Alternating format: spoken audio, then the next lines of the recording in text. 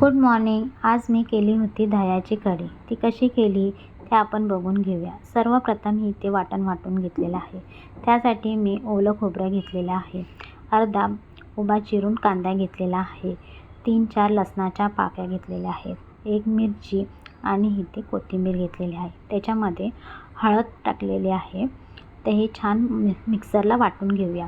आता ह्याच्यामध्ये 2 ते 3 चमचे दही ॲड केलेले आहे आणि ते परत मिक्सरला वाटून घेणार आहे आणि छान याची पेस्ट तयार करणार. इथे मी एक गॅसवर भांडं ठेवलेलं आहे. त्याच्यामध्ये 2 चमचे तेल टाकलेलं आहे. तेल छान असं तापलं की इथे फोडणीसाठी मी मोहरी आणि कढीपत्ता ॲड केलेला आहे. ते छान असं तडतडलं की त्याच्यामध्ये जे वाटलेलं मिश्रण आहे ते ॲड करून घेणार आहे.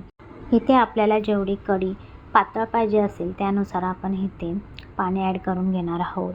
पाणी ॲड करून झालं की त्यामध्ये आपण चवीनुसार मीठ घालणार आहोत आणि टेस्ट बॅलन्स होण्यासाठी थोडीशी साखर घालणार आहोत आणि ही आपली कढी छान अशी मिक्स करून घ्यायची. या कढीला उकळी आली की आपली कढी तयार झाली. ही कढी आपण छान असा वाफळता भात आणि कढी छान लागते आणि त्याच्याबरोबर बटाट्याची कापं अप्रतिम लागते. नक्की करून बघा. कढीची रेसिपी कशी वाटली ती नक्की कमेंट करून सांगा.